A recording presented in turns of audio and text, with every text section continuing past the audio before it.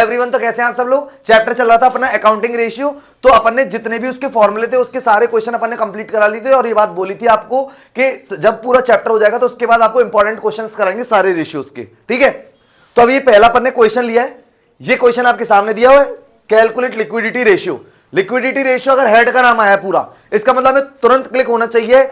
इसके अंदर हमसे करंट रेशियो पूछ रहा है, इसके अंदर हमसे लिक्विड रेशियो पूछ रहा है, क्योंकि पूछ रहा है लिक्विडिटी रेशियो। ठीक है, क्वेश्चन आपके सामने। अब क्वेश्चन क्या कह रहा है उसको जरा ढंग से समझना। फॉर्मूले याद नहीं है, अगर आपको कुछ नहीं पता है तो आप इस क्वेश्चन को भी अटेम्प्ट नहीं कर सकते।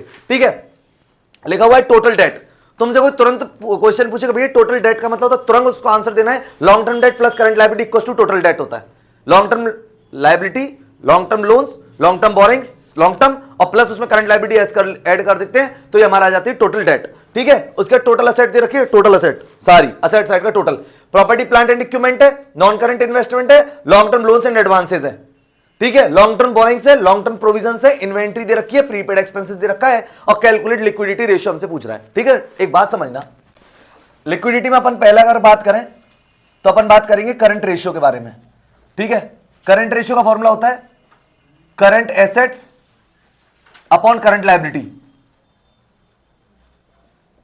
Current liability. ठीक है, ये फॉर्मूला होता है। आइडल रेशियो पूछेगा तो तुरंत आंसर देना है 2:1 इसका आइडल रेशियो होता है। रेशियो के फॉर्म में इसका आंसर आता है। अच्छा, अपने को बताओ करंट एसेट कैसे निकालेंगे। हमको एक टोटल एसेट दे रखी 16 लाख।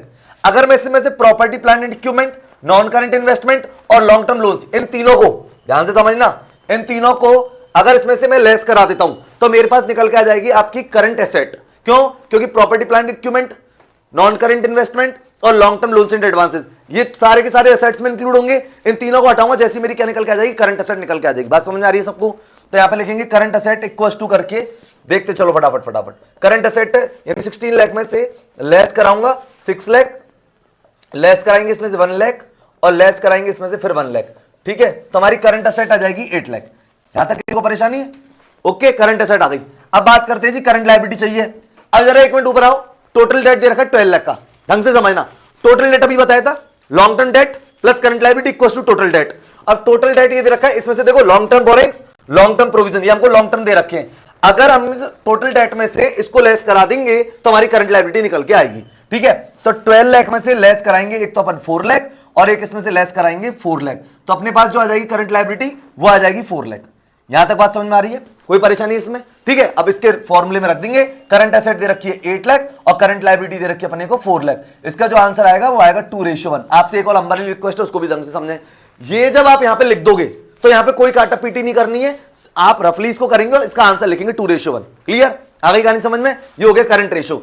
दूसरी बात करते हैं लिक्विड रेशियो के बारे में। अच्छा, एक बात और समझना, इनके आपको दूसरे नाम भी याद होने चाहिए। करंट रेशियो का दूसरा नाम होता है working capital ratio. Working capital नहीं, working capital ratio. Liquid ratio का नाम एसिड टेस्ट रेशियो और क्विक रेशियो। फॉर्मूला होता है इसका liquid assets upon current liability, और लिक्विड एसेट्स अपने को पता है करंट एसेट में से इन्वेंट्री और प्रीपेड एक्सपेंसेस को लेस करा देते हैं तो हमारी लिक्विड एसेट निकल के आती है। तो अपन इसको यहां भी लिख सकते हैं करंट एसेट्स माइनस स्टॉक और माइनस प्रीपेड एक्सपेंसेस। ठीक है, ये लिख दिया अपॉन करंट लायबिलिटी। ठीक है, करंट एसेट हमने को पता है निकाल चुके थे ऊपर 8 लाख। 8 लाख में से लेस करेंगे क्या क्या, देखो दोनों दे रखी है, इन्वेंट्री और प्रीपेड एक्सपेंसेस दे रखा है 1,90,000 का और 10,000 का। क्लियर है? तो यहां पे अपन 2 लाख लेस करा देंगे 190 प्लस 10 करके, और अपॉन करंट लायबिलिटी दे रखी है अपने को कितने की 4 लाख, तो अपन इसका निकालेंगे। ठीक है, तो यहां पे से आएगा 6 लाख और यहां आएगा 4 लाख, तो ये इसका रेशियो बनेगा 1.5:1। तो ये आपका पहला क्वेश्चन जिसके अंदर अपन ने करंट रेशियो निकाला, लिक्विड रेशियो निकाला। तुरंत की तुरंत एक चीज यहां पे निकाल सकते हैं अपन लोग, working capital. Current assets minus current liability, current assets आ रही थी 8 लाख, करंट लायबिलिटी आ रही है आपकी 4 लाख, तो वर्किंग कैपिटल आ जाएगी आपकी 4 लाख। क्लियर है? आइडल रेशियो का ध्यान रखेंगे, करंट रेशियो का 2:1 होता है, इसका लिक्विड रेशियो वाले का 1:1। ठीक है, आई होप कि ये क्वेश्चन आपको समझ में आ गया। मोस्ट इंपॉर्टेंट क्वेश्चन था, इसमें इसलिए लिया था क्योंकि टोटल डेट दे रखा था और टोटल असेट दे रखा था, हमें करंट लायबिलिटी भी खुद को कैलकुलेट करनी पड़ी और करंट असेट्स भी खुद को कैलकुलेट करनी पड़ी। ठीक है, आई होप कि क्वेश्चन आपको अच्छे समझ में आ गया होगा। देखो क्वेश्चन नंबर 2 है, इसमें लिखा हुआ है total debt, share holders fund, reserve and surplus, current asset, working capital और लिखा हुआ है calculate total asset to debt ratio. ये अपन ने जब लेक्चर लिया था आपने बताया था total asset to debt ratio का फॉर्मूला जो होता है वो टोटल असेट्स अपॉन डेट। ठीक है, इसका पहला फॉर्मूला कहते हैं अपन total assets to debt ratio. इसका फॉर्मूला होता है total asset upon long term डेब्ट, लॉन्ग टर्म डेब्ट ठीक है। अच्छा एक बात समझना ढंग से, ये टोटल असेट है, ये लॉन्ग टर्म डेट है। अभी टोटल असेट्स में एक बात आपको बोली थी, टोटल असेट अपन लेंगे तो सही, फिक्टिशियस मतलब असेट्स को हटाना है, ठीक है। और अगर नॉन ट्रेड इन्वेस्टमेंट भी होंगे तो वो भी हटा देना, नॉन ट्रेड, ठीक है। आगे और लॉन्ग टर्म डेट अपने को पता ही है, लॉन्ग टर्म बोरिंग्स होती है, ठीक है, डिबेंचर्स होते हैं, बैंक लोन होता है, पब्लिक डिपॉजिट होती है, लॉन्ग टर्म प्रोविजंस होते हैं, एटसेट्रा जो भी लॉन्ग टर्म होंगे वो सारी की सारी हमारी लॉन्ग टर्म डेट कहलाएंगे। क्लियर। क्वेश्चन पढ़ते हैं एक बार। टोटल डेट है 12 लाख, तो हमें पता है फिर वही आ गया, long term debt plus current liability, ठीक है। और हमें तो केवल लॉन्ग टर्म चाहिए। चलिए शेयर होल्डर्स फंड दे रखा है, रिजर्व एंड सरप्लस दे रखा है, करंट एसेट दे रखी है, वर्किंग कैपिटल दे रखी है, calculate total asset to debt ratio. एक बात समझना ढंग से, इस टोटल डेट में से अगर मैं करंट लायबिलिटी लेस करा दूं तो मेरा लॉन्ग टर्म डेट आएगा, लेकिन क्वेश्चन इस बात का है कि करंट लायबिलिटी कहां है, तो इधर आप जरा ध्यान दो, करंट एसेट दे रखा है, वर्किंग कैपिटल, ये छोटे छोटे क्वेश्चन है, इधर उधर से घुमा घुमा के काम करना पड़ेगा, लेकिन ये भी आप अगर आपको नहीं आता फॉर्मूला तो नहीं कर सकते। करंट एसेट दे रखी है, वर्किंग कैपिटल, तो सुनो पहले एक ढंग से, हमें पता है वर्किंग कैपिटल का फॉर्मूला होता है current assets minus current liability, ये वर्किंग कैपिटल का फॉर्मूला होता है। बात समझ में आ रही है क्या? तो सुनो, अब हमें पता है कि करंट एसेट तो हमें पता है 5 लाख है, ठीक है, करंट लायबिलिटी पता नहीं है, वर्किंग कैपिटल मेरे को पता है 1 लाख है। तो एक बात बताओ, अगर मैं इस करंट लायबिलिटी को यहां ले आऊं और 1 लाख रुपए यहां पे लेके चले जाऊंगा तो माइनस क्या हो जाएगा, तो मुझे पता चल गई करंट लायबिलिटी मेरी 4 लाख आ रही है। पहले तो बोलो ये बात समझ में आ गई क्या? क्लियर। करंट लायबिलिटी आ गई 4 लाख, कोई इसमें परेशानी है? चलिए अब एक बात बताओ, अब हमको दे रखा है टोटल डेट, और मुझे पता है टोटल डेट का फॉर्मूला ये होता है अपना लॉन्ग टर्म डेट और प्लस करंट लायबिलिटी, ये होता है। करंट लायबिलिटी मैं निकाल के ले आया हूं 4 लाख की, ठीक है, लॉन्ग टर्म डेट मुझे पता नहीं है, और टोटल डेट मुझे दे रखा है ऊपर क्वेश्चन में 12 लाख का, ठीक है। तो लॉन्ग टर्म डेट अगर अपन बात करें तो इस 4 लाख को यहां लेके जाएंगे तो माइनस का हो जाएगा, तो लॉन्ग टर्म डेट आ जाएगा तुम्हारा 8 लाख का। आयो कि ये भी बात तुम्हें समझ में आई हुई फॉर्मूले के साथ? 2 पॉइंट क्लियर हो गए। चलिए अब बात चल रही है टोटल असेट के बारे में। अब जरा एक मिनट ढंग से इसको थोड़ा सा ढंग से इस पे ध्यान देना, ये शेयर होल्डर्स फंड दे रखा है, क्लियर है। मुझे एक बात बताओ, बैलेंस शीट का एक फॉर्मूला है, total assets equal to total, ये इसको क्वेश्चन को हल्का मत लेना, क्वेश्चन बहुत इंपॉर्टेंट है ये। Total asset equal to total liability, भाई असेट और लायबिलिटी का टोटल तो बराबर होता है ना, ठीक। अब हमको बैलेंस शीट का टोटल चाहिएगा ना, तभी तो हम यहां पे टोटल असेट रख पाएंगे। अब जरा समझना, अब हम ये देखते हैं हमारे पास किधर की चीजें हैं। यहां पे हमको जो दे रखा है वो अगर अपन बात करें तो अपने को उधर की दे रखी है सारी की सारी लायबिलिटी साइड की चीजें। कैसे? सुनिए, सबसे पहले टोटल डेट है, शेयर होल्डर्स फंड दे रखा है 2 लाख का, ढंग से समझना इसको, शेयर होल्डर्स फंड ये हमको दे रखा है 2 लाख, डन। अच्छा शेयर होल्डर्स फंड में अगर मैं अलग से रिजर्व एंड सरप्लस ऐड करूं तो गलत है, क्योंकि शेयर होल्डर फंड में तो reserve and surplus already included है। शेयर होल्डर्स फंड का फॉर्मूला होता है equity share capital plus preference share capital plus reserve and surplus minus fictitious asset, equity share, preference share और रिजर्व एंड सरप्लस। तो इसका मतलब ये तो ऑलरेडी इंक्लूडेड है, तो उसको इंक्लूड नहीं करने का है ना। बात समझ में आ रही है क्या? इंक्लूड नहीं करने का है, ठीक है। उसके बाद शेयर होल्डर्स फंड के बाद अगर अपन बात करें तो लॉन्ग टर्म डेट की बात कर लेते हैं। लॉन्ग टर्म डेट मैंने यहां पे निकाले 8 लाख, बात समझ आई। करंट लायबिलिटी मैंने निकाल ली यहां पे 4 लाख, बात समझ आ गई। कोई करंट लायबिलिटी टोटल डेट लिख दूं, चाहे मैं करंट लायबिलिटी अलग अलग करके लिख दिया, एक ही बात है, ठीक है। इसके अलावा अब और तो इसमें कोई भी लायबिलिटी साइड का कोई फंडा है नहीं है। इसका मतलब ये जो टोटल आ रहा है इसका 2 लाख और 8 लाख 10 और 4 14 लाख की टोटल बैलेंस शीट का टोटल आएगा। बात समझ में आ गई। जब लायबिलिटी साइड का टोटल 14 लाख है तो ऐसी हमारी असेट साइड का भी टोटल 14 लाख ही आएगा। दैट्स इट, कोई परेशानी? फिक्टिशियस असेट दिख नहीं रही, कुछ है नहीं है, इसलिए हम लोग यहां पे लिख देंगे टोटल एसेट हमारे पास आ गई कितने की? 14 लाख की। तो टोटल एसेट, बोलो ये थोड़ा सा दिमाग का खेल है कि अपन ने कैसे करा।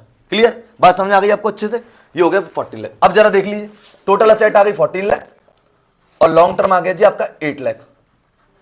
क्लियर है? चलिए इसको करेंगे अपन, डिवाइड करके निकाल लेंगे इसका आंसर। तो एक बार आप देखिए, 14 लाख डिवाइडेड बाय 8 लाख करेंगे तो यह आएगा आपका 1.75। बोले ये बात समझ में आई क्या? क्वेश्चन आया समझ में? अच्छा क्वेश्चन है, मतलब क्वेश्चन इजी है, बस आपको ये पता होना चाहिए, क्योंकि देखो आपको बैलेंस शीट समझ में आनी चाहिए। और बैलेंस शीट जब हमने फाइनेंशियल स्टेटमेंट लिया तो आपको ये बात बता दी थी कि बैलेंस शीट में आप सब चीज पढ़ लीजिए, ठीक है। आगे कहानी समझ में? लायबिलिटी साइड 4 होते हैं और असेट साइड 2 हेड होते हैं इसकी मेन। क्लियर है? शेयर होल्डर्स फंड में क्या क्या था ये आपको पता होना चाहिए, ठीक है। ये सारी की सारी चीजें, तो ये था अपना एक अच्छा question, total asset to debt ratio 1.75 ratio. Clear, ratio के फॉर्म में आंसर आता है, ये आपको पता होना चाहिए कौन से रेशियो क्या करवा रहे हैं। क्लियर, आयोग के क्वेश्चन आपको अच्छे समझ में आ गया होगा। तो ये तीसरा क्वेश्चन है, इसमें लिखा हुआ है 10,000 equity share of 10 each, 1 lakh रुपए के दे रखे, 8% प्रेफरेंस शेयर दे रखे 70,000 के, 10% debenture 50,000, long term loan from bank दे रखा है 50,000, interest on long term loan from bank ये दे रखा है अपने को 5,000, नेट प्रॉफिट आफ्टर टैक्स दे रखा है 75,000, टैक्स दे रखा है 9,000 और इसने बोला कैलकुलेट इंटरेस्ट कवरेज रेशियो। अभी तो तब कैलकुलेट करेंगे ना जब इंटरेस्ट कवरेज रेशियो का फॉर्मूला पता होगा। ये सब कुछ आपके सामने रखा हुआ है और आपको यही नहीं आता तो क्वेश्चन आगे जाएगा ही नहीं। समझना इस बात को, ये बहुत इंपॉर्टेंट है। ये पूरा क्वेश्चन तो यहां से ये सब चीज तो आती है, ये नहीं आता इंटरेस्ट कवरेज रेशियो का फॉर्मूला। तो इसका ध्यान रखें, इंटरेस्ट कवरेज रेशियो का फॉर्मूला होता है net profit before interest and tax upon fixed interest charges. Ratio में इसका आंसर आता है, ठीक है। तो यहां पे सॉल्यूशन स्टार्ट कर रहे हैं, एक मिनट आप देख लीजिए। Interest coverage ratio, interest coverage ratio का formula net profit before interest and tax upon fixed interest charges, fixed interest charges. अब जरा एक बार इसको देखो, net profit before interest and tax upon fixed interest charge, ये इसका फॉर्मूला है। अच्छा एक बात समझना थोड़ी सी ढंग से, ये नेट प्रॉफिट आफ्टर टैक्स दे रखा है तो अपन को तो ये पता होनी चाहिए net profit before interest and tax less कराते interest, net profit before tax less कराते tax, net profit after tax आता है ना। तो उसी सीक्वेंस को एक बार लिखेंगे तो अपने को वो हमेशा याद रहेगा। प्रॉफिट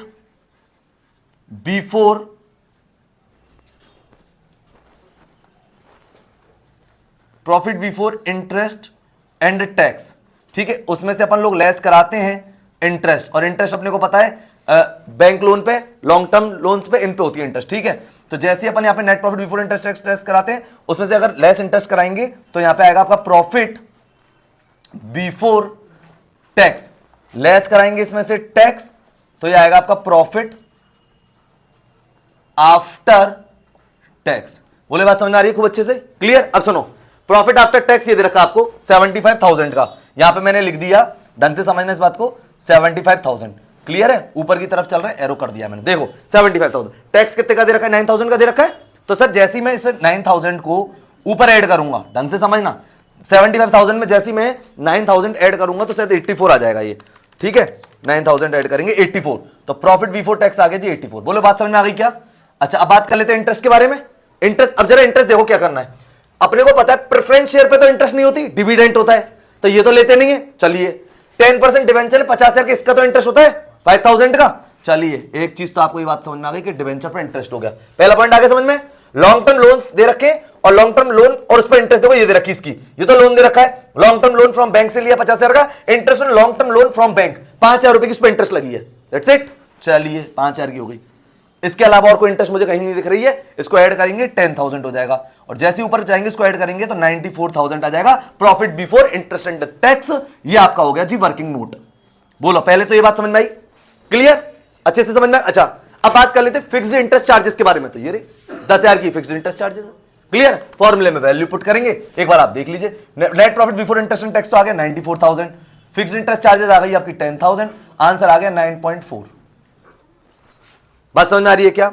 ये आ गया आपका 9.4 आंसर, ठीक है। अब सुनो, और ये बात आपको पता होनी चाहिए, इंटरेस्ट कवरेज रेशियो का जो आंसर वो टाइम्स में आता है, ठीक है। तो यहां पे लिख देते हैं टाइम्स, क्लियर है, 9.4 टाइम। तो ये अपन ने क्या करा, profit before interest and tax निकाल लिया। समझ में आ गया कुछ तरीका? इसमें कोई परेशानी है, कोई दिक्कत? क्वेश्चन इंपॉर्टेंट है लेकिन फॉर्मूला इससे ज्यादा इंपॉर्टेंट है। Net profit before interest and tax upon fixed interest charges. I hope कि ये क्वेश्चन आपको अच्छे से समझ में आ गया होगा। तो ये क्वेश्चन दिया है, इसके अंदर लिखा हुआ है इक्विटी शेयर कैपिटल 4,50,000 की है, प्रेफरेंस शेयर कैपिटल 3,20,000 की है, रिजर्वेंट सरप्लसेस दे रखा है, क्रेडिटर दे रखा है, 9% डिवेंचर दे रखा है, प्रॉपर्टी प्लांट इक्विपमेंट दे रखा है, ट्रेड इन्वेस्टमेंट दे रखे, करंट एसेट दे रखा है, और नीचे कैलकुलेट करवा रहा है प्रोप्राइटरी रेशियो। ये इंफॉर्मेशन तो तब काम आएगी जब हमको प्रोप्राइटरी रेशियो का फॉर्मूला पता हो, किस फॉर्म में आंसर आता है ये पता हो, रेशियो के फॉर्म में आता है ये तो आपको पता है। प्रोप्राइटरी रेशियो का फॉर्मूला होता है proprietary fund upon total asset. अच्छा अब आपसे एक हम्बली रिक्वेस्ट है, उसको भी जरा समझ लो। ये प्रोप्राइटरी रेशियो है, इसके नाम चेंज होकर भी तो आ सकते हैं, नेटवर्थ रेशियो भी तो लिखा सकता है, आ सकता है नहीं? यहाँ तक शेयर होल्डर्स फंड रेशियो लिखा सकता है, इक्विटी रेशियो लिखा सकता है, आ सकता है ना, कोई दिक्कत तो नहीं है इसमें। चलिए solution,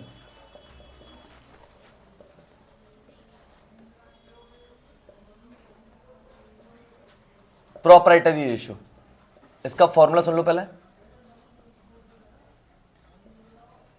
proprietor fund upon total asset, ठीक है, इसका फॉर्मूला है। टोटल एसेट में वही एक्सेप्ट फिक्टिशियस और non trade investment, that's it. चलिए पहले अपन बात कर लेते हैं प्रोप्राइटरी फंड।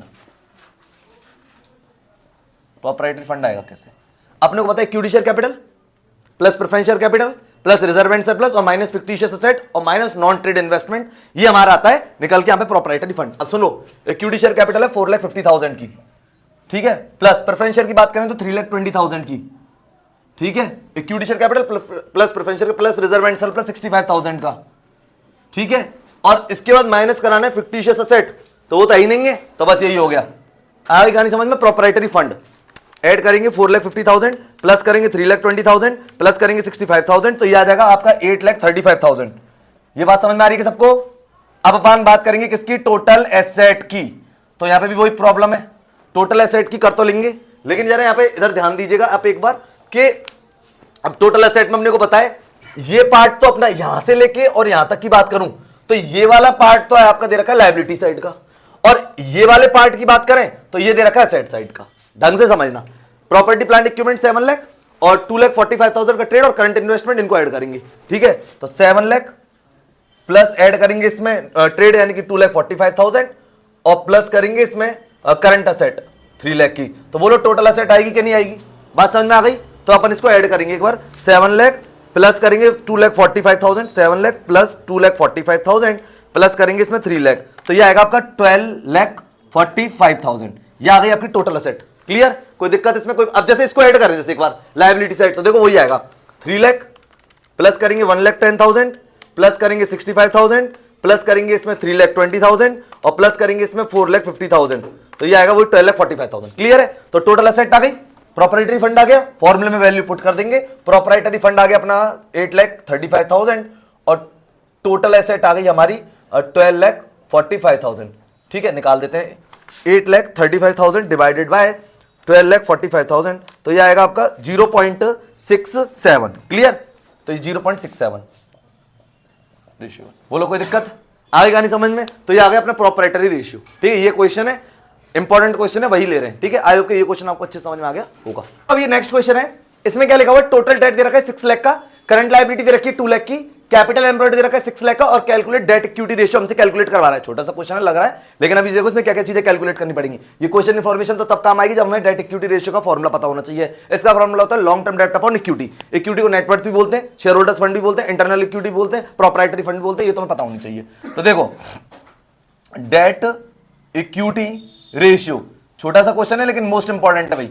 ठीक है ना? अब सुनो, डेट इक्विटी रेशियो का फॉर्मुला होता है long term debt upon equity. ठीक है, ये इसका फॉर्मूला होता है। अब जरा बात कर लेते हैं सर, लॉन्ग टर्म डेट कैसे निकलेगा? तो एक बात बताओ, हमें दे रखा है टोटल डेट और हमें दे रखा है करंट लायबिलिटी। हमें पता है टोटल डेट का फॉर्मूला होता है long term debt plus current liability. आ गई समझ में? और हमें टोटल डेट भी दे रखा है, करंट लायबिलिटी दे रखी है। अगर मैं टोटल डेट में से करंट लायबिलिटी लेस करा दूं तो लॉन्ग टर्म डेट निकल जाएगा, निकलेगा ना फॉर्मूले से। तो अपन क्या करेंगे यहाँ पे टोटल, और अगर सुनो एक चीज आपको और समझा दूं, अगर जैसे आपको एक तरीके से फॉर्मूला याद है और आपको थोड़ा सा कंफ्यूजन नहीं होना है, प्रैक्टिस से तो वैसे याद हो जाएगा, लेकिन आप सुनना, जैसे अपने को पता है कि सर टोटल डेट का फॉर्मूला तो हमें पता है, तो जैसे लॉन्ग टर्म डेट और प्लस करंट लायबिलिटी ये तो हमें पता है, तो बस यही याद रखना है, बस इसी में लिख देना। अब लॉन्ग टर्म डेट तो पता नहीं है, करंट लायबिलिटी अपने को पता है 2 लाख की दे रखी है, ठीक है, और अपने को दे रखा टोटल डेट है 6 लाख का। तो बोलो बात समझ में आ रही है क्या? तो ऐसे भी कर सकते हैं। तो ये इसको यहां लेके जाएंगे तो माइनस करेंगे, तो लॉन्ग टर्म डेट जो हमारा आ जाएगा वो आएगा 4 लाख। बोले बात सबको समझ में आ रही है क्या लॉन्ग टर्म डेट की? ठीक है, 4 लाख। क्लियर? बात समझ आ गई? अच्छा, अब बात कर ले, अब देखो मेन क्या पॉइंट है इसमें, लॉन्ग टर्म डेट तो निकल गया, अब बात आ रही है इक्विटी की। अब ढंग से समझना, हमको दे रखी कैपिटल एम्प्लॉयड और हमें ये बात पता होनी चाहिए कैपिटल एम्प्लॉयड का फॉर्मूला। वैसे तो अपने को तो ये कि कैपिटल एम्प्लॉयड में से मैं जैसी करंट लायबिलिटी लेस कराऊंगा मेरा तो निकल के आ जाएगा इक्विटी। कैसे? लेकिन अब समझ लो एक बार, इक्विटी का फॉर्मूला जरा देखो, equity share capital plus preference share capital plus reserve and surplus, ठीक है, रिजर्व एंड सरप्लस और माइनस फिक्टिशियस एसेट करते हैं, लेकिन ये इसका फॉर्मूला है। लेकिन अभी अपन पहले कैपिटल एम्प्लॉयड की बात कर लेते हैं। सॉरी, ये तो मैंने इक्विटी का फॉर्मूला, लेकिन कैपिटल एम्प्लॉयड का आंसर दे रखा तो मैं उसकी बात कर रहा हूं, कैपिटल एम्प्लॉयड।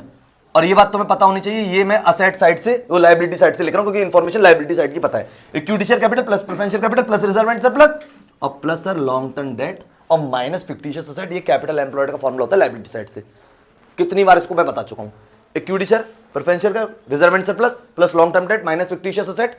ठीक है, तो ये हमारा क्या निकल के आता है? कैपिटल। कौन सी साइड से? Liability side. अब मुझे एक बात बताओ, अगर मैं इस वाले पार्ट को इसमें से लेस कर दूं तो ये मेरा पार्ट इक्विटी तो है, क्योंकि इक्विटी और नेटवर्थ का फॉर्मूला क्या होता है? Equity share capital preferential capital, reserve and surplus minus fictitious asset, उसमें लॉन्ग टर्म डेट इंक्लूड नहीं होता ना।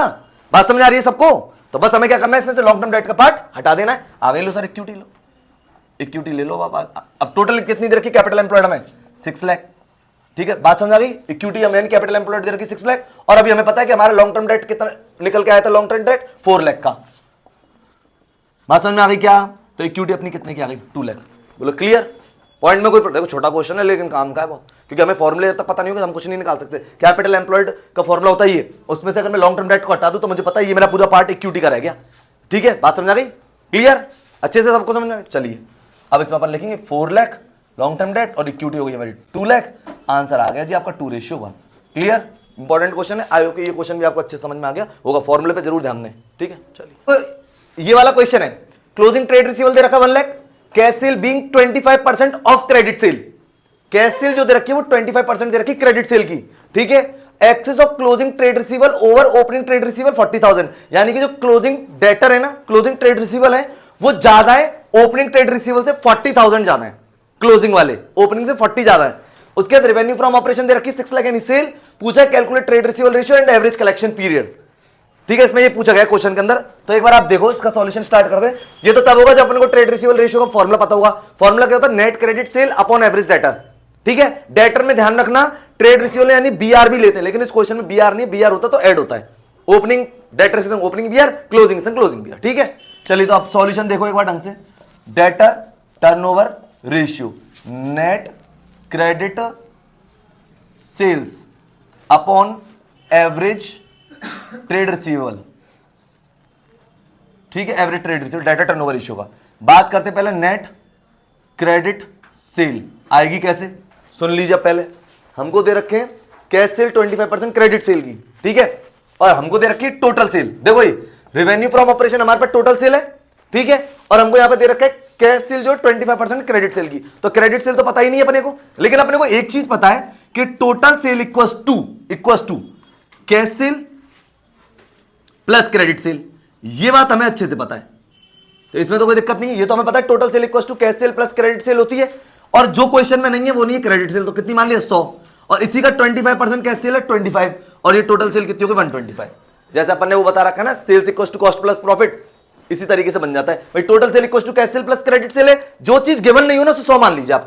तो क्रेडिट सेल गिवन नहीं, 100 मान लिया, इसी का 25 अपन ने कैश सेल ले लिया 25, टोटल हो गई 125। ये बात समझ में आ रही सबको? कोई दिक्कत, कोई परेशानी? इस टोटल सेल के बराबर अपने को 6 लाख गिवन है, तो यानी कि 6 लाख जो है वो गिवन है 125 यानी टोटल सेल के। डन, आ गई। अपने को क्रेडिट सेल चाहिए, इनटू 100 करा देंगे तो यहां पे निकल के आ जाएगा जी क्रेडिट सेल।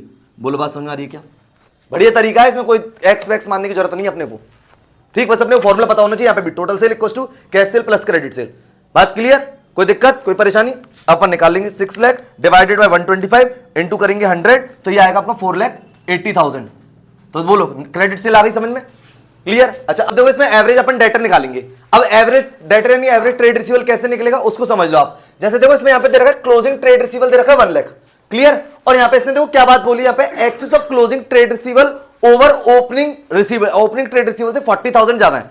समझना कि अगर बात चल करते हैं, अगर जैसे अपन को क्लोजिंग डेटर दे रखे हैं और क्लोजिंग डेटर अपने को दे रखे हैं 1 लाख के, और इन्होंने यहाँ पे एक लाइन बोली है कि जो क्लोजिंग डेटर है वो ओपनिंग से 40,000 एक्स्ट्रा है, तो इसका मतलब अगर मैं ओपनिंग डेटर की बात करूंगा तो 60,000 होगा। अगर मैं 40,000 इसमें से लेस कराता हूं तो ओपनिंग मेरा 60 आ गया, क्योंकि जितने ज्यादा है उसको माइनस कराएंगे तो ओपनिंग निकल के आएगा ना, क्योंकि 40,000 ज्यादा है। इस लाइन को अगर थोड़ा सा चेंज करें तो यहां पे अगर मान के चलते एक्सिस की जगह पे कम लिखा होता है, डिक्रीज लिखा होता है, ठीक है, कम के लिए कुछ वर्ड लिखा होता, तो इसका मतलब अपने को ध्यान है इसमें 40,000 ऐड करने पड़ते तो ओपनिंग आता 140, लेकिन अब ये क्या एक्सिस है, क्या ओपनिंग से। ठीक है, तो अपन ने 40,000 माइनस कराया तो ओपनिंग डेटर हमारे 60,000 निकल गया। ये बात क्लियर? इसमें कोई परेशानी है? अब अपने को पता है कि एवरेज डेटर अपन कैसे निकालते हैं, opening debtor plus closing debtor upon 2। Opening दे रखा है अपने को 60,000, क्लोजिंग दे रखा है अपने को 1 लाख, और डिवाइडेड बाय 2 करेंगे तो 80,000 इसका एवरेज आ जाएगा। ये बात समझ में आ गई?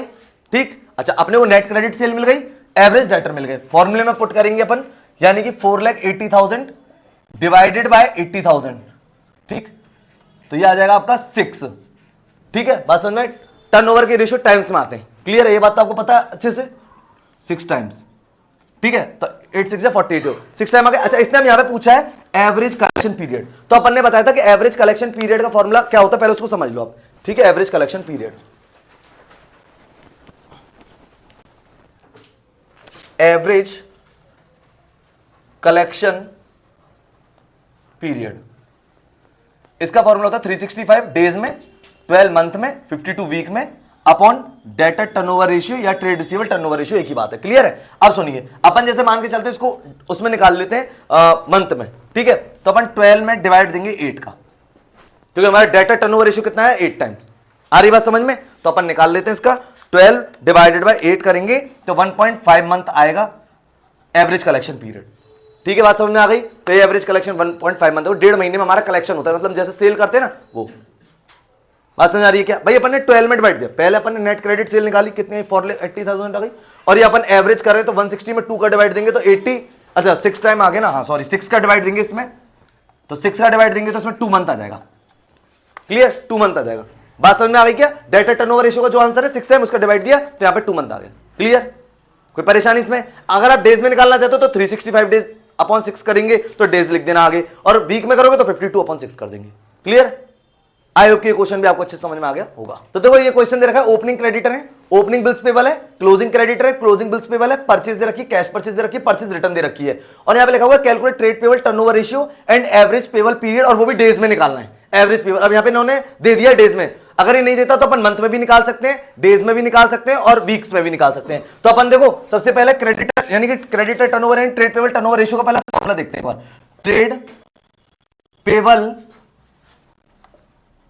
टर्नओवर रेशियो, इसका अपने को फॉर्मूला पता है कि net credit purchase upon average creditor या एवरेज ट्रेड।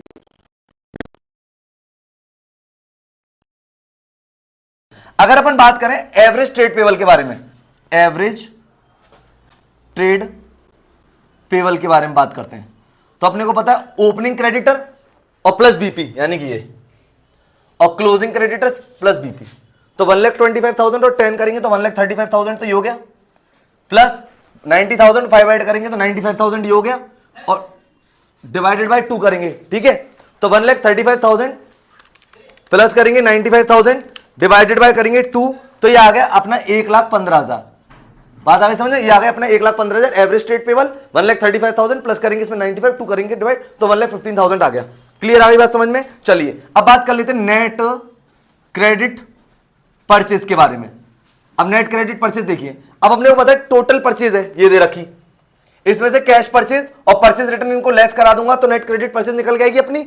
बात समझ में आ रही है कि टोटल परचेज का फॉर्मूला होता है cash purchase plus credit purchase. तो टोटल परचेज में से अगर अपन cash purchase purchase return less कराएंगे तो हमारी नेट क्रेडिट परचेज निकल के आ जाएगी। तो 9,50,000 में से अपन माइनस कराएंगे इसमें 1 लाख और माइनस कराएंगे इसमें से 45,000।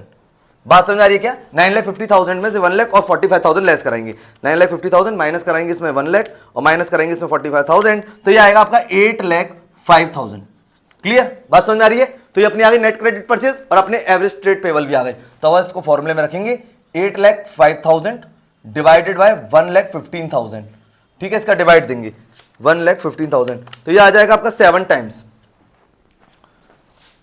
सॉरी 7:1। क्लियर? आ गई कहानी समझ में? 7 टाइम्स। ठीक है, ये आ गया 7 टाइम्स आंसर। क्लियर? यहां तक बात समझ में आ गई आपको? अच्छा, अब इसने बोला है एवरेज पेबल पीरियड के बाद बोला है एवरेज पेबल पीरियड। इसका फॉर्मूला अपने को पता है 365/12/52 upon trade payable turnover ratio. तो अपन को ये डेज में निकालना है, इसने इंडिकेट कर दिया है, तो 365 डिवाइडेड बाय 7। आ गई बात समझ में आपको? तो 365 डिवाइडेड बाय 7 करेंगे तो ये आ जाएगा 52 डेज। ये आ गया एवरेज पेबल पीरियड। बात समझ में आ रही है क्या? कोई दिक्कत? तो ये अपन ने इसका एक अच्छा क्वेश्चन लिया जिसमें ट्रेड पेबल टर्नओवर रेशियो लिया और एवरेज पेबल पीरियड लिया। ठीक है, ये वाला क्वेश्चन है, इसमें लिखा हुआ ओपनिंग इन्वेंट्री 1 लाख, परचेज दे रखी इसमें 10 लाख की, रेवेन्यू फ्रॉम ऑपरेशन दे रखा है 14,70,000, एडमिनिस्ट्रेशन में सेलिंग एक्सपेंसेस दे रखा है 1,70,000, closing inventory more than opening inventory for ₹50,000।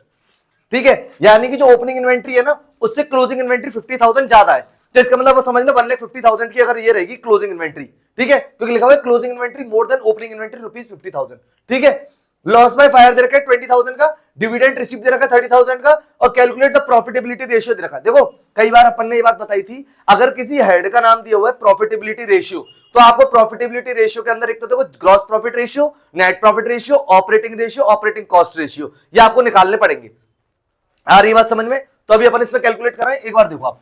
अब इसको करने के बहुत सारे तरीके हैं। देखो फॉर्मूले याद नहीं होंगे तो रेशियो तो आप कर ही नहीं सकते, पहली बात तो ये समझ लेना। दूसरी बात है, इसको कैलकुलेट करने के बहुत सारे तरीके हैं।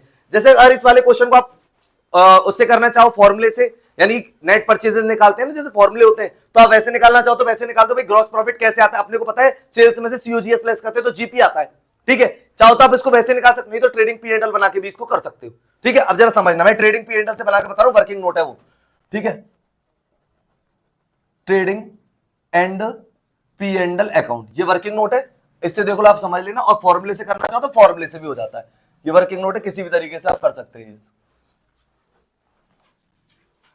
देखो सबसे पहले अपन यहां पे लिखते हैं टू ओपनिंग इन्वेंट्री, और देखो ओपनिंग इन्वेंट्री दे रखी है आपको 1 लाख की, क्लियर है। ओपनिंग इन्वेंट्री दे रखी है 1 लाख।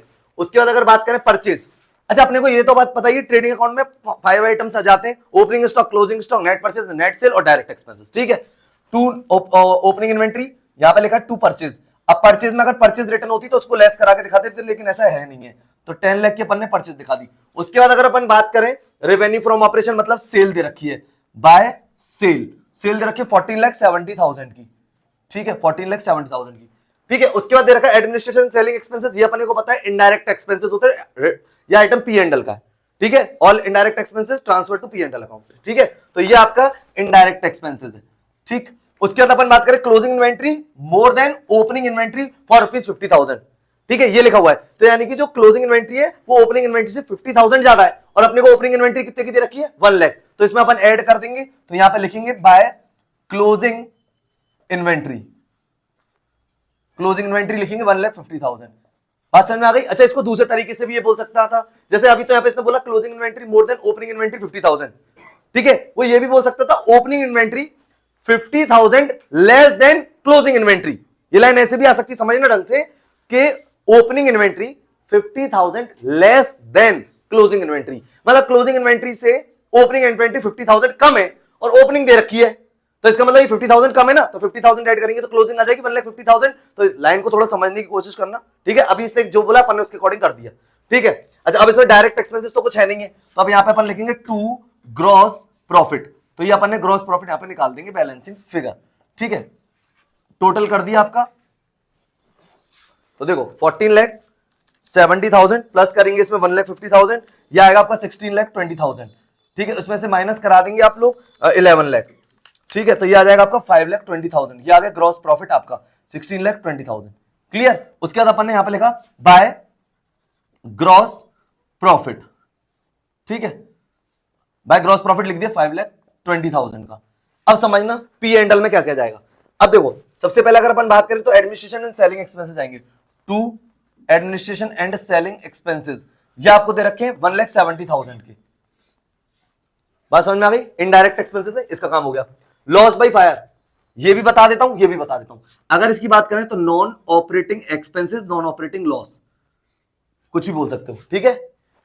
अगर डिविडेंड रिसीव्ड की बात करूं तो नॉन ऑपरेटिंग प्रॉफिट या नॉन ऑपरेटिंग इनकम, ठीक है। लेकिन पी एंड एल में सब जाता है, पी एंड एल में नॉन ऑपरेटिंग हो ऑपरेटिंग हो सब जाता है, ठीक है। तो हम पी एंड एल ही बना रहे हैं यहाँ पे, टू एडमिनिस्ट्रेशन एंड सेलिंग कर दिया। उसके बाद अब लॉस बाय फायर की बात करते हैं, तो यहां लिख दिया टू लॉस बाय फायर, ये दे रखा है अपने को लॉस बाय फायर 20,000 का, क्लियर। उसके बाद दे रखा है डिविडेंड रिसीव्ड, तो ये इनकम है, तो यहां लिख दिया बाय डिविडेंड रिसीव्ड, और डिविडेंड रिसीव दे रखा है अपने को 30,000 का, क्लियर। तो इसमें अपन लोग नेट प्रॉफिट निकालते हैं कि नेट प्रॉफिट कितना आता है,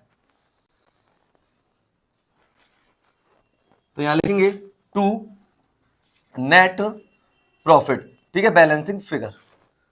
देखो 5,20,000 प्लस करेंगे 30,000, तो ये आएगा 5,50,000, ठीक है। माइनस करेंगे इसमें से 1,70,000 और माइनस करेंगे 20,000, तो ये आएगा आपका 3,60,000 नेट प्रॉफिट, ठीक है। दो चीज अपन ने इसमें निकाल ली, ये ट्रेडिंग पी एंड एल बना लिया, ठीक है, ये अपन ने कर लिया। इसने हमसे पूछा प्रॉफिटेबिलिटी रेशियो, ठीक। पहले बात करते हैं, सबसे पहले अगर अपन बात करें ग्रॉस प्रॉफिट रेशियो, तो ग्रॉस प्रॉफिट रेशियो फॉर्मूला याद नहीं होगा तो कुछ मतलब नहीं है। उसका फॉर्मूला था gross profit upon net cell into 100। Gross profit ये रहा 5,20,000, ठीक है, 5,20,000 डिवाइडेड बाय नेट सेल है 14,70,000 और इनटू 100 करेंगे तो ग्रॉस प्रॉफिट निकल के आ जाएगा रेशियो। और याद रखना प्रॉफिटेबिलिटी जो रेशियो होते हैं परसेंटेज के फॉर्म में उसका आंसर आता है, ठीक है। 5,20,000 और डिवाइडेड बाय करेंगे 14,70,000 और इनटू करेंगे 100 तो ये आएगा आपका 35.37%। क्लियर, पहला पॉइंट। उसके बाद बात कर लेते हैं नेट प्रॉफिट रेशियो के बारे में। नेट प्रॉफिट रेशियो का फॉर्मूला होता है net profit upon net cell into 100। तो 3,60,000 डिवाइडेड बाय 14,70,000 इनटू 100 कराएंगे तो निकल के आ जाएगा आपका 3,60,000 डिवाइडेड बाय 14,70,000 इनटू 100 करेंगे तो ये आएगा आपका 24.49%। 24.49%, ठीक। ये दो तो हो गए और ये तो इजीली हो भी जाते हैं। अब बात चल रही दो चीज की, एक है ऑपरेटिंग रेशियो। ऑपरेटिंग रेशियो का नाम होता है operating cost ratio. Operating ratio बोले चाहे ऑपरेटिंग कॉस्ट बोले एक ही बात होती है। और एक होता है ऑपरेटिंग प्रॉफिट, बिजनेस की प्योर कॉस्ट और बिजनेस का प्योर प्रॉफिट। बिजनेस की प्योर कॉस्ट और बिजनेस का प्योर प्रॉफिट। तो पहले देखो अपने को ऑपरेटिंग प्रॉफिट पहले कैलकुलेट करना पड़ेगा और ऑपरेटिंग कॉस्ट पहले कैलकुलेट करनी पड़ेगी। तो जैसे पहले अपन बात कर लेते हैं ऑपरेटिंग कॉस्ट के बारे में, ठीक है। तो यहां पे अगर समझना कि मुझको ऑपरेटिंग कॉस्ट निकालनी है। अब ऑपरेटिंग कॉस्ट का फॉर्मूला मुझे पता होगा तभी तो अपन निकाल पाएंगे ऑपरेटिंग कॉस्ट, क्योंकि पूरा जो चैप्टर है पूरा फॉर्मूला बेस्ड है। अब ऑपरेटिंग कॉस्ट का फॉर्मूला हमने जो पढ़ा है वो सुन लो आप, सीओजीएस प्लस इनडायरेक्ट एक्सपेंसेस और minus indirect income. Clear, COGS plus indirect expenses minus indirect income, ठीक। अब समझना सीओजीएस है प्लस इनडायरेक्ट एक्सपेंसेस है और माइनस इनडायरेक्ट इनकम है। अब सुनो, सीओजीएस तो अपने को पता है आपके सामने सब कुछ लिखा हुआ है। मैं अगर इस सेल्स में से इस जीपी को लेस करा दूं तो सीओजीएस आ जाएगा और अपन चाहे तो उससे भी निकाल सकते हैं opening stock plus net purchases plus direct expenses minus closing stock, उससे भी सीओजीएस आ जाएगा। तो ठीक है, तो 14,70,000 में से जैसे ही माइनस करेंगे 5,20,000 तो सीओजीएस आ जाएगी आपकी 9,50,000। बोलो पहले तो ये बात समझ में आ गई, ये क्लियर है। प्लस अब बात चल रही है इनडायरेक्ट एक्सपेंसेस। तो देखो केवल एक ही एडमिनिस्ट्रेशन जो है ये केवल एक इनडायरेक्ट एक्सपेंसेस दे रखा है, बस केवल यही है एडमिनिस्ट्रेशन। अब आपको लॉस बाई फायर तो अभी बताया था आपको, नॉन ऑपरेटिंग एक्सपेंसेस है तो बिजनेस का ही नहीं है। क्लियर, तो केवल एक ये दे रखा है, ऐड करेंगे 1,70,000। अब बात कर लेते हैं इनडायरेक्ट इनकम भी दिख रही है कि आपको नहीं दिख रही। कमीशन रिसीव्ड आता, ठीक है, इंटरेस्ट रिसीव्ड आता तो वो इसमें आता, ठीक है। तो ये नहीं है तो इसका मतलब इनडायरेक्ट इनकम अब है नहीं है, बस सीओजीएस प्लस इनडायरेक्ट एक्सपेंस जोड़ेंगे तो क्या निकल के आ जाएगा ऑपरेटिंग कॉस्ट, ठीक है। तो चलिए नील कर देते हैं, 9,50,000 प्लस 1,70,000 करेंगे 11,20,000 की हमारी आ गई ऑपरेटिंग कॉस्ट। यहां तक बात समझ में आ गई सबको, कोई दिक्कत है, कोई परेशानी है? चलिए थर्ड नंबर का फॉर्मूला लगा देते हैं, ऑपरेटिंग कॉस्ट रेशियो बोल सकते हैं चाहे ऑपरेटिंग रेशियो बोल सकते हैं, एक ही बात है। 11,20,000 डिवाइडेड बाय 14,70,000 और इंटू कराएंगे 100 तो देखते हैं आंसर कितना आता है। 14,70,000 इंटू कराएंगे इसमें 100 तो ये आएगा इसका 76.19%।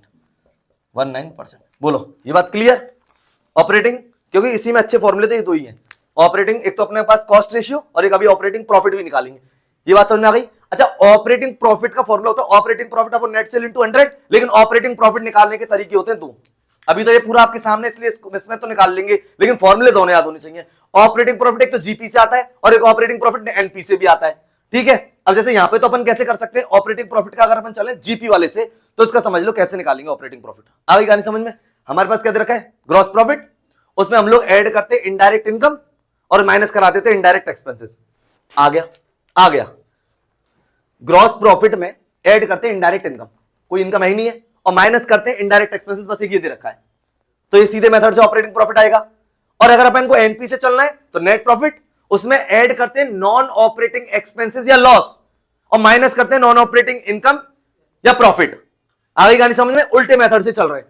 तो देखो आप दोनों से निकाल लोगे, दोनों से आंसर आएगा। अब आप यूं कहोगे इसमें ऐसे दोनों चीज करने की क्या जरूरत पड़ रही है? यहां तो नहीं पड़ रही, यहां तो आप किसी भी फॉर्मूले से निकाल सकते हो, लेकिन जब क्वेश्चन में इंफॉर्मेशन नेट प्रॉफिट के थ्रू दे रखी होगी तो अपने को नेट प्रॉफिट से ही तो निकालना पड़ेगा ना ऑपरेटिंग प्रॉफिट, उसको अपन जीपी से तो निकाल ही नहीं सकते जब नेट प्रॉफिट से इंफॉर्मेशन अपने को गिवन है। क्लियर आ रही है बात समझ में? तो अभी आप देख लो इसमें ऑपरेटिंग प्रॉफिट कैसे निकालेंगे, एक बार उसको देखो। ऑपरेटिंग प्रॉफिट, अभी तो हम सीधे मेथड से भी चल, दोनों से निकाल के बता रहा हूं आपको। ग्रॉस प्रॉफिट से चल रहे हैं पहले, तो देखो ग्रॉस प्रॉफिट लिखा 5,20,000, ठीक है, प्लस इनडायरेक्ट इनकम कुछ है ही नहीं है तो छोड़ दो उसको, और माइनस करेंगे इनडायरेक्ट एक्सपेंसेस है 1,70,000 के, ठीक है। तो ये प्रॉफिट आ जाएगा आपका 5,20,000 माइनस करेंगे 1,70,000 तो ये आएगा आपका 3,50,000। बोलो ये बात समझ में आ गई क्या?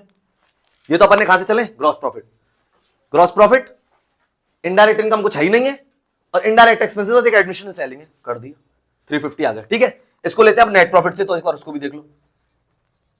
ऑपरेटिंग प्रॉफिट, अब ये नेट प्रॉफिट की साइड से देखना, नेट प्रॉफिट लिया 360, ऐड कर दिया नॉन ऑपरेटिंग एक्सपेंसेस या लॉस, वो लॉस जो बिजनेस का नहीं था आपने लेस करा रखा था, वापस से ऐड करना पड़ेगा। कौन सा? 20,000। क्लियर, अपन ने ऐड करा 20,000। ठीक, वो इनकम जो बिजनेस की नहीं थी आपने ऐड करा रखी थी, माइनस करेंगे कितना? 30,000। तो देखो आपका आ जाएगा, यानी 3,60,000 प्लस करेंगे 20,000 माइनस करेंगे 30,000, तो ये आ जाएगा 350। बोलो क्लियर? कोई दिक्कत है, कोई परेशानी है बताओ? ये दोनों तरीके, देखो फॉर्मूले नहीं आते कुछ नहीं होगा चैप्टर का, कहीं भी पढ़ लेना, फर्क नहीं पड़ता उससे। अब समझ में आ गई? तो ये अपन ने निकाल दिया ऑपरेटिंग प्रॉफिट 350। अब इसका आंसर अपन निकाल देंगे 4 नंबर का, ऑपरेटिंग प्रॉफिट रेशियो। देखियो कंप्लीट आ रहा है ना सबका?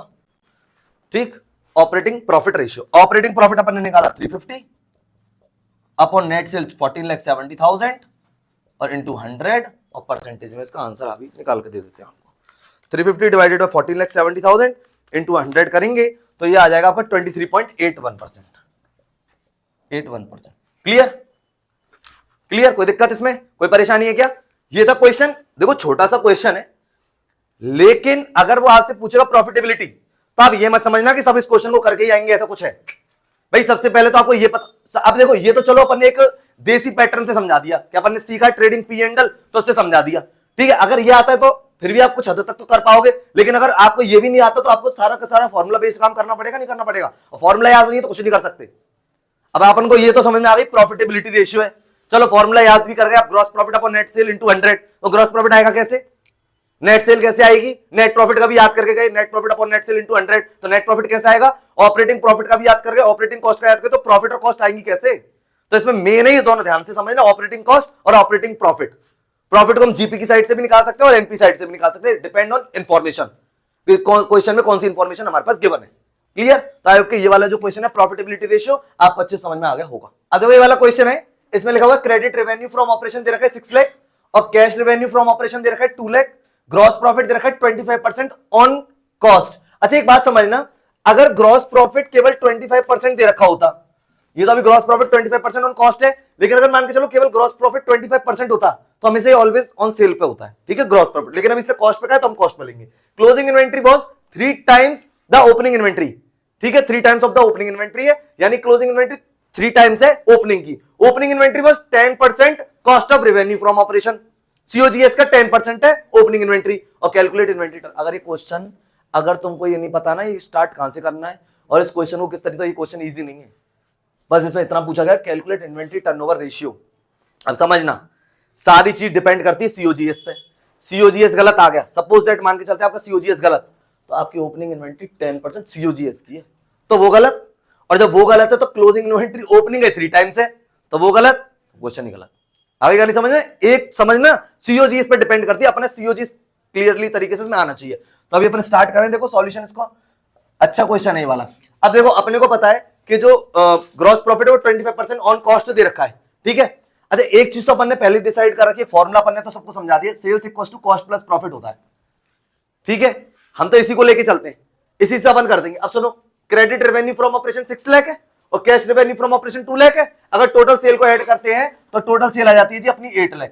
बोलो पहले तो ये बात समझ में आ गई, क्या सेल आ गई टोटल 8 लाख, क्लियर, यानी कि 6 लाख और 2 लाख, ठीक। लेकिन अभी इसको थोड़ा सा समझना, ग्रॉस प्रॉफिट 25% ऑन कॉस्ट दे रखा है, कॉस्ट पूरे क्वेश्चन में कहीं गिवन नहीं है, तो कॉस्ट को मान लिया 100, उसी का 25% है प्रॉफिट तो 25, तो इसका मतलब सेल हो गई 125।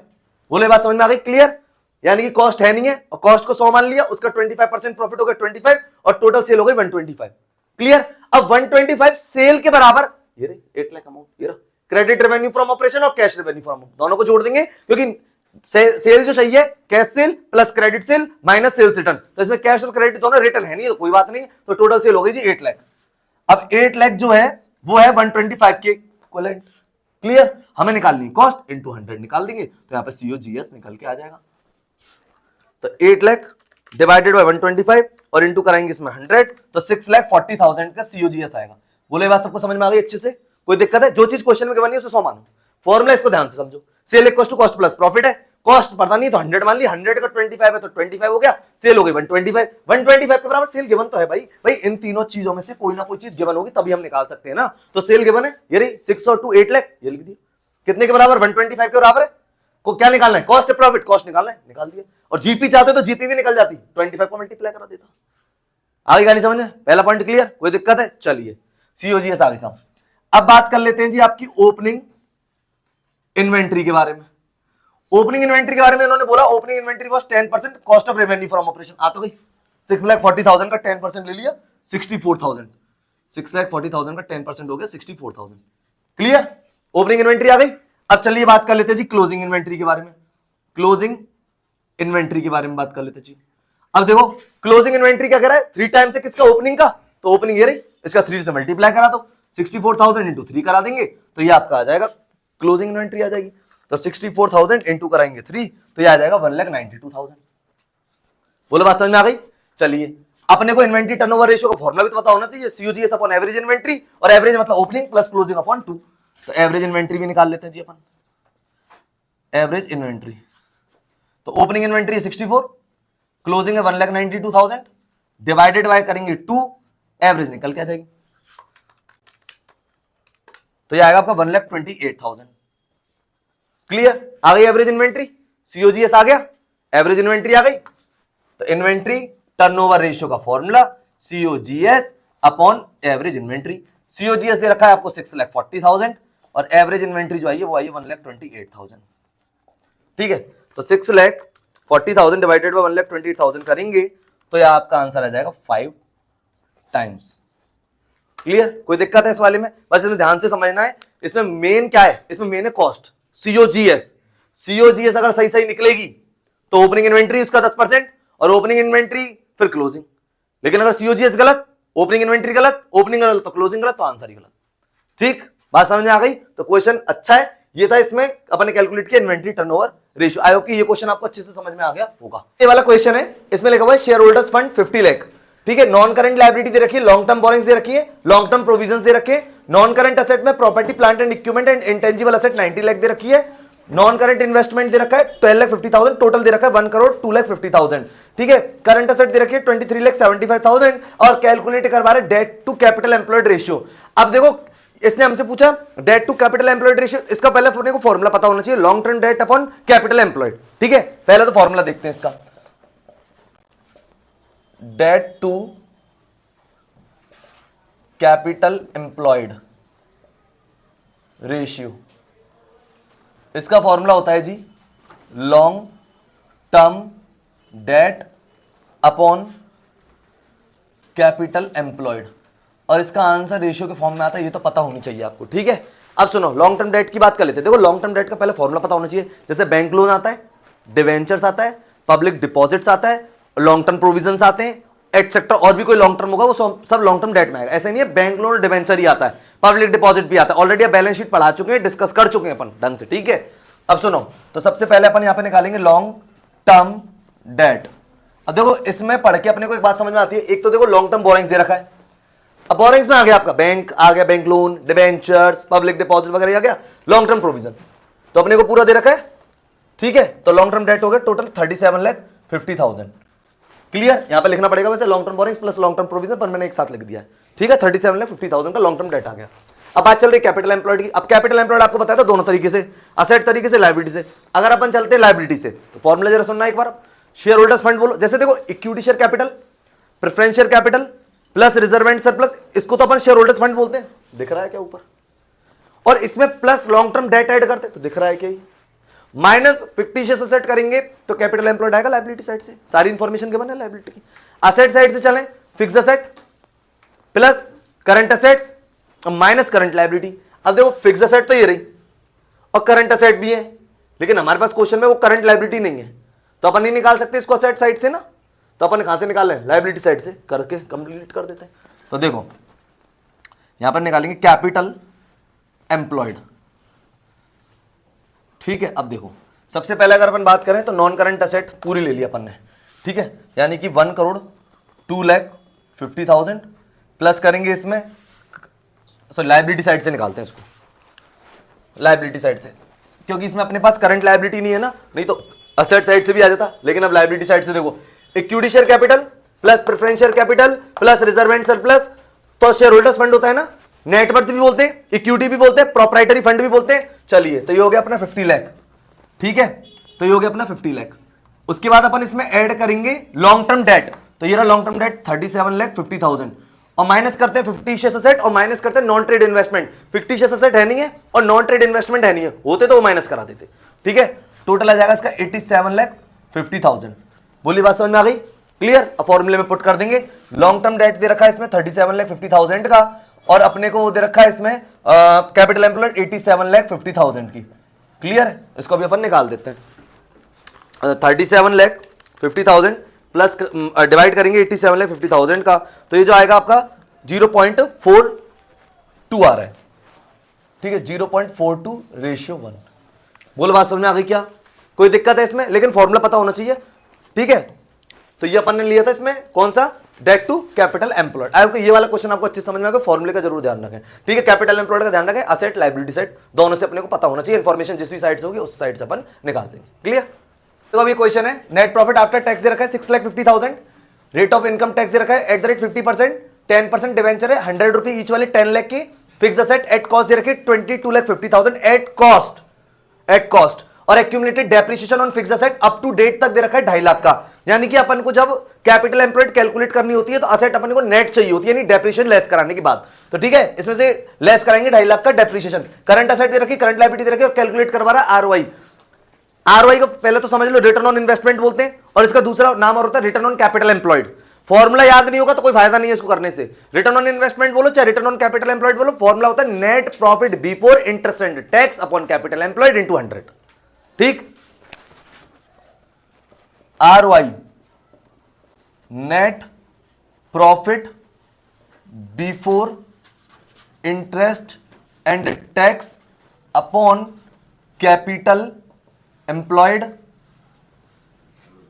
इनटू 100। अब सुनो, अपन ने एक चीज बताई थी, net profit before interest and tax के बारे में अपन ने कई बार क्वेश्चन में कराया। अपन ने बोला net profit before interest and tax होता है सबसे पहले, ठीक है। इसमें से अपन लेस कराते हैं इंटरेस्ट और अपने को पता है कि इंटरेस्ट जब लेस करा देते हैं तो अपने पास आता है नेट प्रॉफिट बिफोर टैक्स, ठीक है। उसके बाद अपन यहां पे लेस कराते हैं टैक्स, ठीक है, तो अपने पास आता है नेट प्रॉफिट आफ्टर टैक्स, ये आता है अपने पास, ठीक है। अपने को चाहिए इसमें net profit before interest and tax. अब समझना क्वेश्चन में ये कौन से पॉइंट पे दिया हुआ उसको अपन समझते हैं। नेट प्रॉफिट आफ्टर टैक्स मतलब सबसे लास्ट पॉइंट ये दे रखा है 6,50,000 में। ढंग से समझना इस बात को, कई बार क्वेश्चन में जिक्र करा दिया और हम इसी तरीके से कराते हैं, फॉर्मूला याद नहीं करा, अगर आपको ये याद है तो इससे भी आप निकाल सकते हैं, हमें ये चाहिए, हम सब कुछ ऐड करते हुए चलेंगे। समझना टैक्स कितना परसेंट है 50। एक बात बताओ, अगर 50% टैक्स है, 50% अगर कोई टैक्स कटेगा तो इसका मतलब ये वैल्यू कितने के बराबर रह जाएगी, 50% के बराबर रह जाएगी ना। तो इसका मतलब समझना 50% के बराबर है तो इसका मतलब 50% वैल्यू 650 तो होगी। ये तो मैथ्स में थोड़ी सी कैलकुलेशन है भाई, ये 50% के बराबर है तो 50 इतनी और होगी 50, ठीक है। इसको अपन ऐड करेंगे तो 13 लाख आ जाएगा ऊपर। बोलो प्लस करते ऊपर चलना है क्योंकि हमें net profit before interest and tax लेना है। अब बात चल रही है इंटरेस्ट की। इंटरेस्ट अपन किस पे देंगे, डिवेंचर्स पे, बैंक लोन्स पे, पब्लिक डिपॉजिट्स पे, इस पे हम देंगे। इसमें आपको क्वेश्चन पढ़ के आपको एक बात समझ में आई होगी, डिवेंचर दिख रहे हैं आपको 10 लाख के दिख रहे हैं, 10% वाले दिख रहे हैं। 10 लाख का अगर अपन 10% करेंगे तो 1 लाख होता है, ठीक है। इसके अलावा और कोई इंटरेस्ट वाला पॉइंट होता तो वो भी अपन इंटरेस्ट ऐड कर लेते, ठीक है। बात समझ में आ गई। तो अपन ऊपर चलेंगे तो 14 लाख आ जाएगा ये आपका net profit before interest and tax. पहले तो बोलो ये बात आपको सबको समझ में आ गई, कोई दिक्कत है इसमें। अच्छा अपन को चाहिए कैपिटल एम्प्लॉयड। अब कैपिटल एम्प्लॉयड किस तरीके से निकालेंगे वो एक बार देख लीजिए आप। कैपिटल एम्प्लॉयड ये भी आप ही डिसाइड करोगे, असेट साइड से निकलेगी या लायबिलिटी साइड से निकलेगी, ठीक है। अपन देखते हैं पहले करना किससे। देखो फिक्स असेट दे रखी है, अपने को एक्यूमुलेटेड डेप्रिसिएशन में तो पहले लेस करना पड़ेगा इसमें से, तो असेट्स आ गई 20 लाख की फिक्स असेट। बोलो ये बात पहले समझ में आई कि नहीं आई। 22,50,000 में से पहले हमको 2.5 लाख रुपए लेस करने पड़ेंगे डेप्रिसिएशन के, इसको भूल मत जाना। नेट असेट चाहिए, 20 to 50 से करके आ गए, क्वेश्चन गलत हो जाएगा। Net asset fix asset less, उसमें से डेप्रिसिएशन लेस हो क्या है फिक्स असेट में से, क्लियर है, ठीक है। करंट असेट दे रखी है, प्लस करंट असेट करेंगे 12 लाख और माइनस करंट लायबिलिटी दे रखी है 4 लाख। तो पहले तो बताओ ये बात समझ में आ गई कि ये असेट साइड से। अब तुम कहोगे सर आपने लायबिलिटी साइड से क्यों नहीं निकला, इंफॉर्मेशन ही नहीं है, बताओ हो तो कहीं पूरी इंफॉर्मेशन नहीं है, क्योंकि लायबिलिटी साइड से equity share capital plus preferential capital plus reserve and surplus plus long term date minus fictitious asset है क्या, बताओ? नहीं है ना पूरी इंफॉर्मेशन, तो हमने निकाल दी। 20 और 12 हो गए हमारे 32, 32 में 4 हो गया तो 28 लाख आ गया कैपिटल एम्प्लॉयड। बोले पहले बात सबको समझ में आई? कोई दिक्कत? दोनों तरीके से याद होनी चाहिए। कैपिटल एम्प्लॉयड निकालते किस तरीके से? अब net profit before interest and tax निकाल के लिया 14 लाख, कैपिटल एम्प्लॉयड आ रही है आपकी 28 लाख और इंटू 100 करा देंगे, 50% इसका आंसर आ जाएगा। क्लियर? एक अच्छा क्वेश्चन है किसका? रिटर्न ऑन इन्वेस्टमेंट का। इसका दूसरा नाम होता है return on capital employed, percentage form में इसका आंसर आता है। ठीक है, अब ये क्वेश्चन आपको अच्छे समझ में आ गया होगा। एक क्वेश्चन दे रखा है जिसमें आपको दे रखा है gross profit 25% on cost, gross profit दे रखा है 5 लाख, इक्विटी शेयर कैपिटल दे रखी है 10 लाख, रिजर्व एंड सरप्लस दे रखा है 2 लाख, लॉन्ग टर्म लोन दे रखा है 3 लाख और नॉन करंट एसेट दे रखी है आपको 10 लाख। और ये कह रहा है calculate working capital turnover, working capital turnover ratio आपसे कैलकुलेट करवा रहा है। ठीक है, अब देखो सबसे पहले तो ये पता होना चाहिए कि वर्किंग कैपिटल टर्नओवर रेशियो का फॉर्मूला क्या है। Net cell upon working capital इसका फॉर्मूला होता है। अगर क्वेश्चन में नेट सेल गिवन नहीं होती है तो उस केस में हम सीओजीएस अपॉन वर्किंग कैपिटल से इस क्वेश्चन को करते, लेकिन अभी हमारे पास सेल के लिए इंफॉर्मेशन है तो जरा एक मिनट देखो सॉल्यूशन। पहले वर्किंग कैपिटल टर्नओवर रेशियो का formula net cell upon working capital. अच्छा, ये वर्किंग कैपिटल तो आपको पता होगी, current asset minus current liability करते। चलिए वो भी काम कर लेंगे। पहले अपन नेट सेल की बात कर लेते हैं। तो देखो यहां पे दे रखा है ग्रॉस प्रॉफिट 25% ऑन कॉस्ट, समझना है ना। ग्रॉस प्रॉफिट दे रखा है 5 लाख, जो 25% है वो कॉस्ट का है। अगर एक फॉर्मूले से अपन चले sale equal to cost plus profit, तो अपन मान लेते कॉस्ट को 100, क्योंकि कॉस्ट गिवन था है, उसका 25% करें तो 25, तो सेल कितनी हो जाएगी 125। बोलो कोई दिक्कत है, कोई परेशान? और इस 25 के बराबर, इस 25 के बराबर हमको कितना रुपए दे रखा है? 5 लाख। बोलो आ रही बात समझ में? भाई कॉस्ट पता नहीं, 100 मान लो, उसका 25% ऐड किया 25, टोटल हो गया 125, तो सेल 125 आ गई। इस 25 के बराबर हमको 5 लाख गिवन है या नहीं है, तो हम सेल से निकाल सकते हैं। तो 5 लाख डिवाइडेड बाय 25 इंटू 125। ठीक, एक बार आप इसको देखो, 5 लाख डिवाइडेड बाय 25 इंटू 125 करेंगे तो ये आपका आ जाएगा 25 लाख। बोले बात सबको समझ में आ गई क्या? नेट सेल आ गई 25 लाख की। ठीक है, कॉस्ट का दे रखा था 25%, कॉस्ट के बनने 100 मान लिया, उसका 25, सेल हो गई 125। मैंने कहा था इन तीनों में से किसी के बराबर भी इक्विवेलेंट अमाउंट गिवन होगी, हम सब चीज निकाल सकते हैं। तो हमने 5 लाख में डिवाइड दिया 25 का, और सेल निकालनी थी तो 125 कर दी, कॉस्ट निकालूंगा तो 100 का करा दूंगा। क्लियर? कोई परेशानी इसमें? चलिए, ये हो गया आपकी सेल। अब बात चल रही है वर्किंग कैपिटल। वर्किंग कैपिटल में current asset minus current liabilities का फॉर्मूला होता है। चलिए जी आप एक बार देख लो, करंट एसेट्स माइनस करंट। अच्छा क्वेश्चन है, बहुत अच्छा क्वेश्चन है, इसको इसलिए समझना। अब देखो, अगर अपन बात करते हैं पहले असेट साइड के बारे में बात कर लेते हो, लायबिलिटी साइड। तो जैसे अपन लायबिलिटी साइड देखते हैं और एक असेट साइड देखते हैं। लायबिलिटी साइड अगर अपने को पता है इक्विटी शेयर कैपिटल दे रखी है अपने को 10 लाख, ढंग से समझना इसको। ठीक है, रिजर्व एंड सरप्लस दे रखा है आपको 2 लाख का, क्लियर है। लॉन्ग टर्म लोन दे रखे हैं आपको 3 लाख के। ये बात क्लियर आपको समझ में आ रही है? कोई परेशानी है इसमें? चलिए, नॉन करंट एसेट दे रखी है, यानी कि नॉन करंट एसेट ये अपने को दे रखी है यहाँ पे 10 लाख की। ठीक है, अच्छा एक बात बताओ, लायबिलिटी साइड के सारे चीज दे रखी है तो 15 लाख हो गई लायबिलिटी। बोले इस बात को मानते हो नहीं मानते? लायबिलिटी हो गई 15 लाख। अगर अपन यहां पे बात करें तो करंट एसेट्स हमारी बैलेंसिंग फिगर आ जाएगी यहां पे 5 लाख की, क्योंकि जो टोटल लायबिलिटी होती है वही हमारा टोटल एसेट होती है। बोले बात समझ में आ गई? कोई दिक्कत है? यानी जितनी लायबिलिटी है उतनी एसेट। अब तुम कहोगे सर इसमें करंट लायबिलिटी तो कहीं दिखी नहीं, तो नहीं है तो नहीं है, क्या करें, कोई जरूरी थोड़ी करंट लायबिलिटी हुई। आगे क्या नहीं समझ में? अब सुनो, तो 10, 2 और 3 ये तो हमारे पास लायबिलिटी बारे की इंफॉर्मेशन है। अच्छा, अगर अपन सीओजीएस से भी कुछ निकालना चाहें तो कुछ नहीं निकलेगा ना, तो इसका मतलब करंट लायबिलिटी कुछ है नहीं है। लिख देता हूं यहां पे करंट लायबिलिटी निल। ये हो गया 15, टोटल लायबिलिटी जब 15 है तो टोटल एसेट भी 15 होगी। उसमें अपन को पता है नॉन करंट एसेट अपने को दे रखी है 10 लाख, तो करंट एसेट कितनी होगी? 5 लाख। आ गई समझ? अब समझना, करंट एसेट है 5 लाख और करंट लायबिलिटी है निल, तो वर्किंग कैपिटल कितनी आ गई फिर आपकी? 5 लाख आ गई वर्किंग कैपिटल। ठीक है, अब फॉर्मूला देखो, नेट सेल हो गई 25 लाख और वर्किंग कैपिटल हो गई आपकी 5 लाख, तो 5 टाइम्स इसका आंसर आपको आ जाएगा। जरूरी नहीं करंट लायबिलिटी नहीं, तो देखो निल कर दी।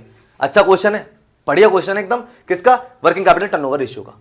ठीक, आई होप कि ये क्वेश्चन भी आपको अच्छे से समझ में आ गया होगा। ये वाला जो चैप्टर था अकाउंटिंग रेशियो, इसमें जितने भी अपन को क्वेश्चन थे रिकॉल करा दिया आपको। अपन ने ये बात बोली थी जब सारे के सारे रेशियोज के अपन लेक्चर ले लेंगे उसके बाद एक मिक्स वीडियो आएगी जिसमें अपन सारे के सारे क्वेश्चनों को ले लेंगे। तो इस लेक्चर के अंदर अपन ने सारे के सारे क्वेश्चन अच्छे जो थे मोस्ट इंपॉर्टेंट, वो सारे के सारे इस लेक्चर के अंदर ले लिए। आप एक बार इसका रिवीजन करें जिससे कि आपको ये अच्छे से और समझ में आएगा। रेशियो के फॉर्मूले याद नहीं होंगे तब तक अपन रेशियो नहीं कर सकते, तो आप एक बार उनके फॉर्मूलों को याद करें और क्वेश्चन को एक बार रिकॉल करें। ठीक है, तो मिलते हैं अपन नेक्स्ट लेक्चर में नेक्स्ट टॉपिक के साथ। तब तक के लिए guys goodbye and thank you.